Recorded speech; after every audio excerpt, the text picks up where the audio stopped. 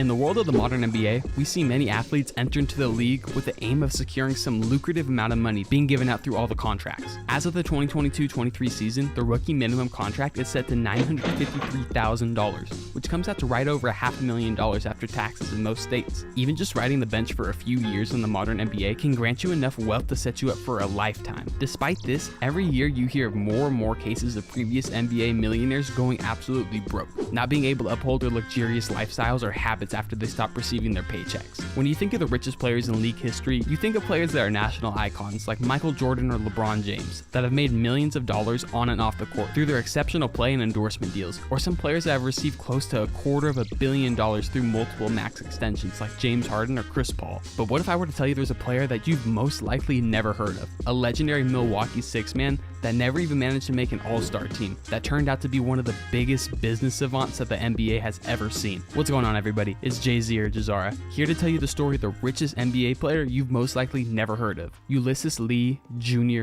Bridgeman.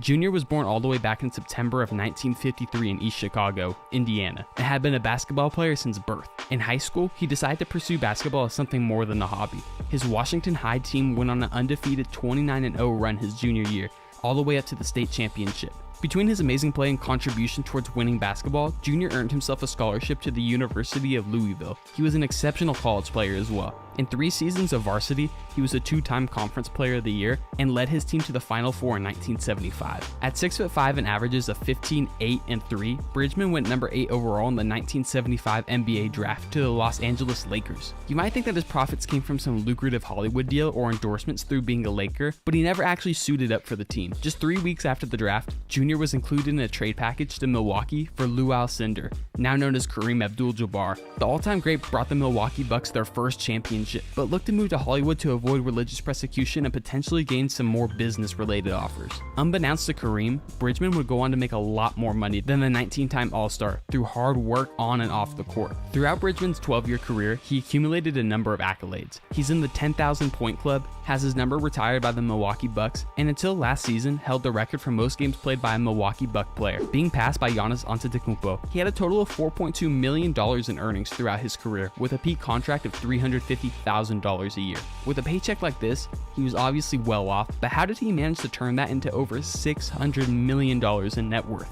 Bridgeman took a rather interesting approach to accumulating his wealth. He spent many off-seasons working at a local Wendy's drive-thru to learn the company's business model and what it took to run a successful business. By the time he retired, he had already purchased 3 Wendy's locations, which would be the beginning to a long list of future purchases. Before cashing out in 2016, he was the proud owner of over 450 restaurants, ranging across 20 different states, including 263 of his claim to fame, Wendy's, and 123 Chili's restaurants. I put together some math with some different numbers I found from articles online about how much a franchise owner can make on these locations. On average, a Wendy's franchise owner can earn anywhere from $66,000 to $100,000 a year, while a Chili's franchise owner ranges anywhere from as low as $30,000 up to $100,000. Taking these, we can assume that Bridgeman was bringing in anywhere from $21 to $38 million a year before taxes just off of these assets. In 2018, Bridgeman made the leap into learning the ropes around owning a Coca-Cola bottling warehouse. Just like Ulysses did with the NBA and his fast food enterprise, he successfully dove into this new field. He's now serving as the president and CEO of Heartland Coca-Cola.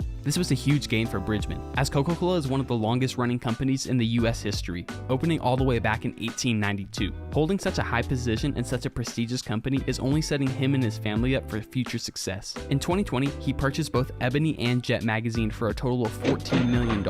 The magazines are 2 long-running African-American focused prints, putting focus on culture, news, and entertainment. Being decade-long running magazines, when they faced bankruptcy in 2020, Bridgeman knew he needed to step in and help keep something that meant so much for so many people alive. While it might not have been through a lucrative sneaker deal or being a max superstar player, Ulysses Lee Bridgeman still managed to be one of the 5 richest NBA players of all time. He saw an alternative path to success and managed to make hundreds of million dollars in the process. As a born leader and businessman, we can all learn something from Mr. Bridgeman.